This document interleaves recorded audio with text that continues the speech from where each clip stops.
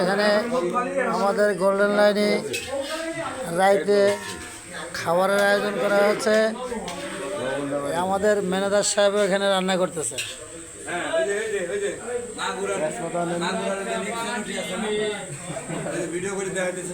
আমার বাড়ি মাগুরা, কিন্তু তোমার বাড়ি তো বেশি দূরে না, কাছাকাছি। তুমি তো আমার চেয়ে নটি কোনো অংশই কমা না। আবার কি সবাই সবাই ছোট ভাই, কেউ কিন্তু বড় ভাই না, বুঝছেন গাইজ? আপনাদের যদি ভালো লাগে অবশ্যই লাইক এবং শেয়ার করে পাশে থাকবেন, সবাই দেখার সুযোগ করে দেবেন।